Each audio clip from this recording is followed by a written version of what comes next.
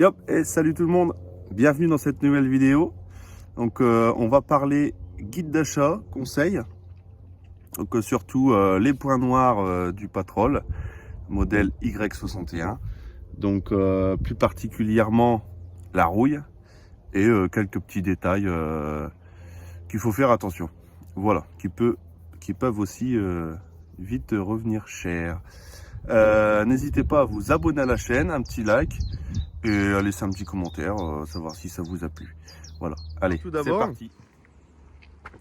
Vous allez vous retrouver dans la même situation que moi. Vous allez faire donc le petit tour du véhicule, voir si tout va bien. Donc bon, jusque là, j'apprends rien à personne. Alors première chose qu'il va falloir regarder, je vais aller déjà dans les points les plus critiques. La rouille. Souvent, vous allez regarder les ailes, passage de roue. Vous allez regarder si tout est clean. Alors, on regarde un peu la surface. Le châssis, c'est OK. Ça m'a l'air propre. Vous allez vous pencher vite fait. Bon, ça m'a l'air propre. C'est pas rouillé. Rien du tout. OK. Ensuite, vous continuez le tour. Vous allez faire la même chose derrière. Et vous allez jeter un petit coup d'œil en dessous aussi. Mais ce qu'il faut regarder, alors l'idéal, alors le problème c'est que quand vous allez acheter une voiture, on va pas commencer à la démonter intégralement. Ça va peut-être un peu poser problème pour pas mal de personnes. Donc ce qu'il faut regarder en priorité, c'est pas la rouille qui est visible de l'extérieur, parce que celle-là on la voit, donc on la sait. Mais sur ce modèle, ce qu'il faut regarder, c'est ici. Parce qu'admettons, le mien était refait à fond. Donc ça ne pose pas de problème. Mais moi, visuellement, l'intégrale, pas de rouille. Par contre, je parle par expérience, que j'ai vu par mes propres yeux. Vous démontez les contours d'aile. Et là, vous verrez juste en dessous, vous aurez la tôle comme ici. Et ben, vous allez passer votre doigt à travers, vous allez voir le jour. Tout ce qui est les ailes, sur le 61, c'est incroyable. Donc sur un 61 d'un ami qui était à poil, au niveau de l'aile, vous voyez l'intérieur du véhicule, tellement que la rouille était perforante. Donc ça, c'est le premier point noir à faire vraiment très attention. Ça a beau être propre de l'extérieur, mais premier lieu, contour d'aile. Ça, il faut vérifier obligatoirement. Donc soit il faut les déclipser. Et bon, faites attention parce que si vous n'avez pas encore acheté le véhicule, vous commencez à déclipser les ailes, ça peut casser, surtout par temps froid. Bon, c'est un peu d'éclipse à la con, ça peut casser. Bon, là, il faut commencer à démonter. Vous voyez, vous avez du cruciforme, vous en avez 3, 4, 5, 6, 7, 8, 9, vous avez une paire quand même. Donc ça, c'est à vérifier. Ensuite, les bas de caisse, très important. Donc ça, c'est pas du visuel, c'est plutôt du sonore. Vous voyez, moi ici, ça a été refait. Je sais pas si vous le voyez, mais ici, il y a eu une plaque. Bon, ça a été refait. Donc il y a eu une plaque ici.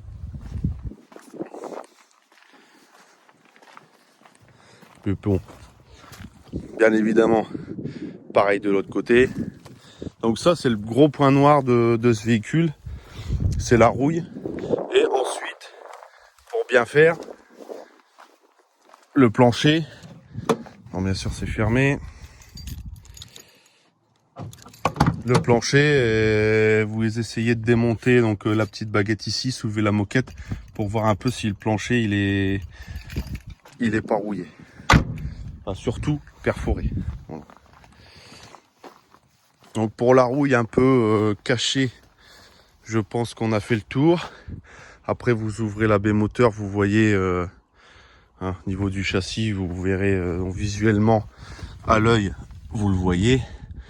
Et après, bon bah vous jetez un petit coup d'œil à droite à gauche, hein. Surtout n'hésitez pas, après je parle surtout pour les véhicules qui sont déjà on va dire qui sont préparés. Vous achetez un véhicule qui est préparé, qui a fait un peu de tout terrain, bon, on connaît, on nettoie bien la voiture, c'est tout propre, c'est un peu du cache-misère. Donc ensuite, ce qu'il faut vérifier, mis à part la rouille, chose qu'on ne pense pas, parce qu'on achète un véhicule, c'est beau, on l'essaye, ça marche bien, et puis bon, on repart avec, et puis après, on est déçu. Vous mettez un cri pour lever la voiture, et vous regardez si vos roulements ont du jeu. Hein, vous faites des à-coups de droite à gauche, à l'horizontale, et là, vous verrez si vous avez du jeu dans les roulements, ou alors, comme moi, j'ai pu avoir le tour, ici, là, la petite rotule de direction, si elle n'a pas de jeu. Parce que si ça cliquote de droite à gauche, ça peut venir de la rotule. Donc moi c'est pareil, j'ai fait l'erreur. Certains qui vont regarder la vidéo vont se foutre de moi. J'avais du jeu horizontalement, j'ai acheté les kits roulements, j'en ai eu pour 208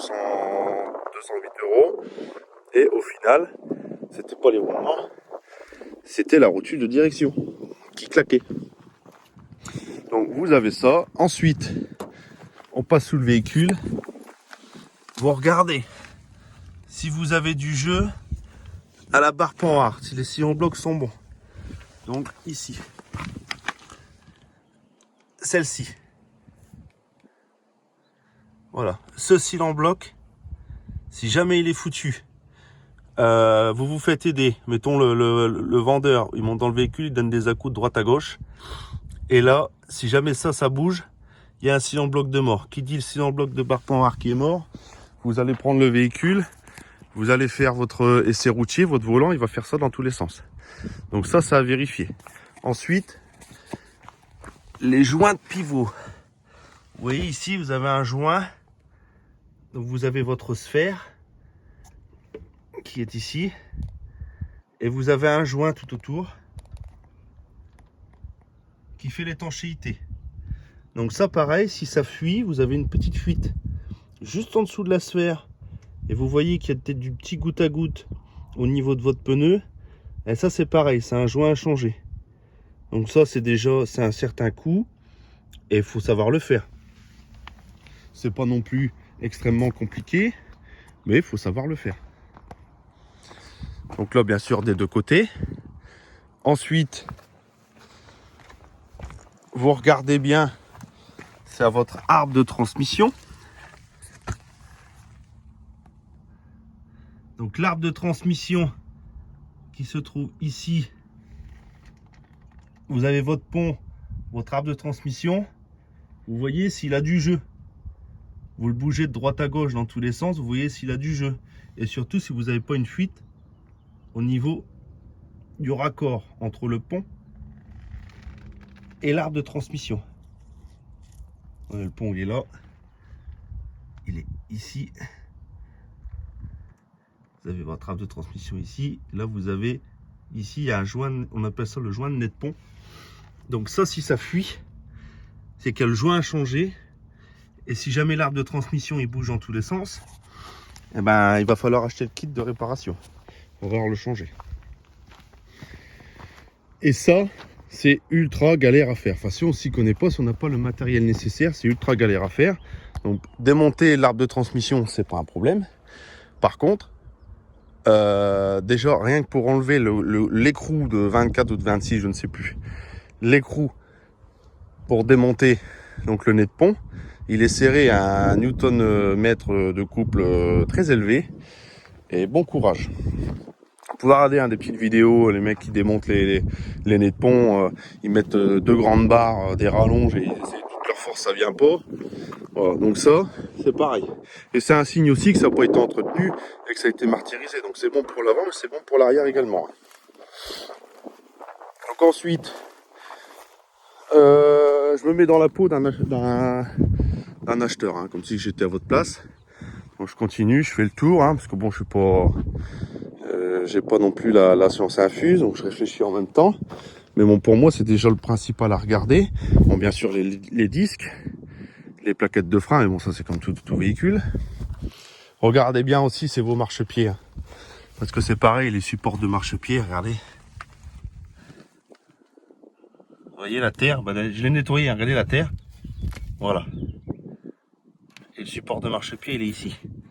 Donc ça, bon, si jamais c'est pas un 4x4 qui a été fort entretenu, qui est fort rouillé,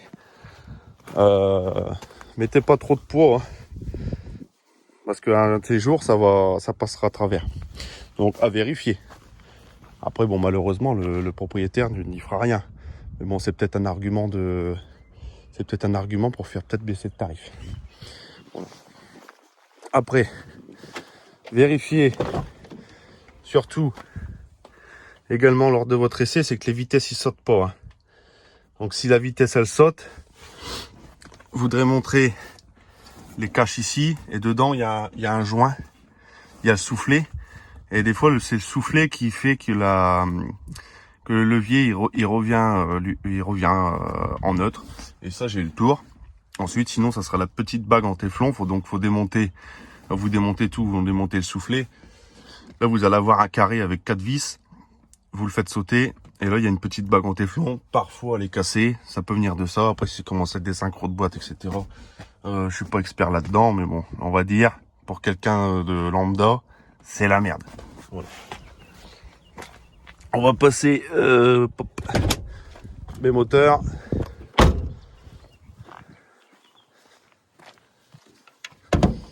Hop. Bon, vous ouvrez le capot. Également, j'avais oublié, faites attention au niveau de votre bocal de lave-glace. Parce que ça peut arriver qu'il peut fuir.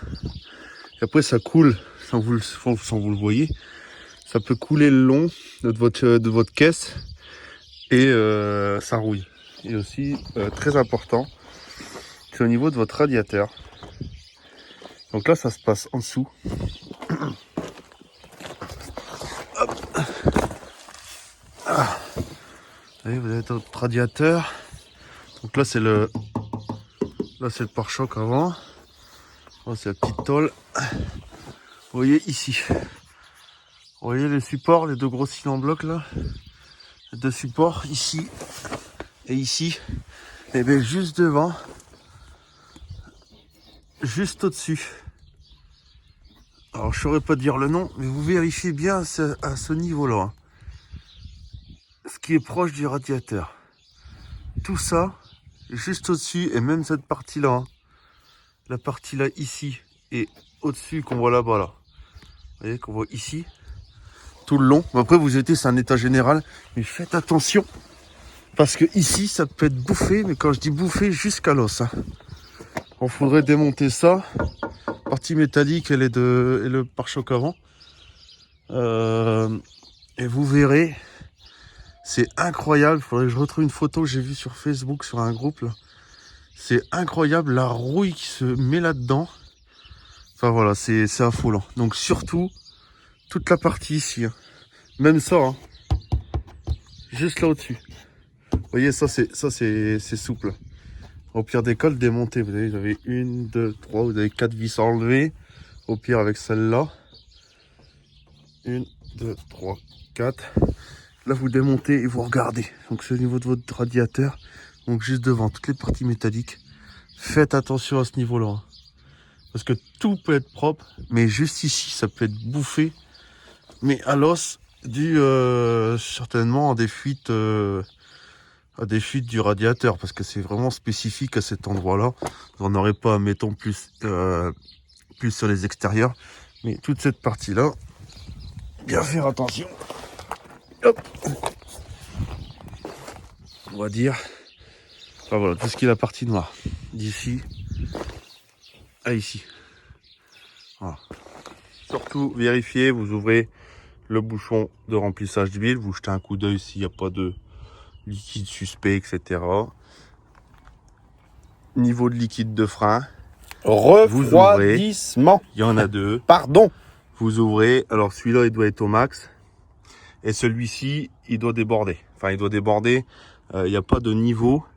Par contre, il doit être à rabord. Il faut toujours que celui-ci, la partie du haut, il doit toujours être rempli. et vous ouvrez, on sait jamais, si vous n'avez pas un petit peu de mayonnaise, un petit début de joint de culasse, un peu de mousse à l'intérieur. Bon, le liquide de refroidissement, normalement, ça se fait logiquement tous les 2 ans. Il doit être, s'il est vert, il doit être couleur vert, il est pas, voilà. Donc ça, vous le verrez à l'œil nu, il n'y a pas de problème. Après, visuellement, vous verrez si la vidange elle a été faite. Vous verrez le filtre à gasoil s'il a été changé. Bon, ça se verra. Après, bon, la distribution, vous pouvez démonter ici, hein, pour voir si la courroie, s'il dit que vous la changez, vous commencez à démonter, et puis que la courroie elle est usée, bon, c'est que il y a un petit problème, la courroie d'accessoires, c'est pareil. Ensuite, vérifiez, quand vous démarrez, si jamais, bon, moi j'ai un snorkel, donc le bruit sera amplifié, mais si jamais au ralenti, vous entendez dans l'admission, donc ici, dans la boîte à air, ou pour moi, dans le snorkel, c'est que vous avez une soupape d'admission de grippé. Donc ça peut être chiant, comme ça peut être pas chiant. Donc sur le modèle Patrol Y60, c'est mécanique. Donc les poussoirs, vous pouvez les ramorcer vous-même. Vous vous mettez à 3000 tours minute pendant 2 ou 3 minutes, moteur chaud. Normalement, le bruit disparaît. S'il disparaît pas, faut déculasser. Sur le 61, c'est hydraulique. Si jamais vous avez une soupape de grillé, vous l'avez dans l'os. Il va falloir régler le souci plus en profondeur. Si jamais ça le fait à l'échappement, donc au ralenti, vous entendez un gros dans l'échappement. Là, ça sera une soupape. Une soupape d'échappement. Ensuite, j'ai réfléchi voir si j'ai pas dit de bêtises, hein, parce que j'ai pas envie de vous induire en erreur non plus. Hein. C'est pas le but. Tirez la jauge à huile aussi, hein, pour voir. De toute façon, vous verrez si l'huile elle est noire charbon. Hein. C'est que la vidange elle est pas d'hier. Je réfléchis, c'est pour les soupapes. Non, c'est bon. Après, bon, vous jeterez un petit coup d'œil. Bon, ça c'est comme tout véhicule. Mais bon, ici on parle Patrol. De visu, hein, je parle de visu pour quelqu'un de lambda, donc je vais pas trop aller dans les détails. Mais bon, de visu comme ça, tout va bien. Liquide de refroidissement, on l'a dit, est très important. Hein. Même si vous avez un Patrol depuis des années, surtout celui-ci doit être rempli à fond. Hein. À limite débordement, vous remplissez à fond, vous refermez. Hein. Ça c'est très important. Surtout sur ces moteurs-là, qui ont tendance à faire des culasses, enfin, surtout sur l'ancien. Pour celui-ci, je ne sais pas, parce qu'il n'y a pas longtemps que je l'ai. Et on a quand même plus d'infos sur l'ancien que sur celui-ci. Toc. Bah écoutez, pour moi c'est bon, j'ai fait le tour. Oui, bah après bien vérifier la barre de direction, la barre panhard, bon ça je l'ai dit, les cils en bloc de tirant. Donc ça il faut vérifier également. Mais bon après s'il vous le dit, mais bon s'il vous le dit que tout a été fait et puis que bon c'est pas fait. Après bon un cil en bloc d'origine c'est pas ce qui coûte le plus cher. Mais bon à faire, bon si vous avez pas de presse ni rien, ça peut être un peu chiant à faire. Si vous voulez faire tout vous-même, ça peut vite devenir chiant. Voilà. Après, maladie aussi, c'est les portes. On va surtout avec des grosses roues de secours. Il faut faire attention aux... Ah, j'ai oublié le nom.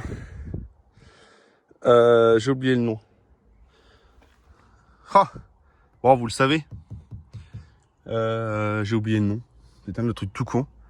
Enfin bref, faites attention à ça. Et si vous avez votre portière qui claque, enfin la porte arrière qui claque, qui clicote, vous voyez, système D. C'est ici.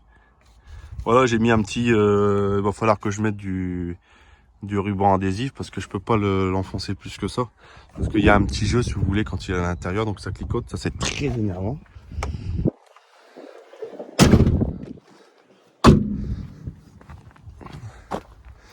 Après, à l'intérieur, bah vous verrez, hein, sur le 61, il y a beaucoup le problème aussi de tremblement. Moi, d'ailleurs, je l'ai aussi.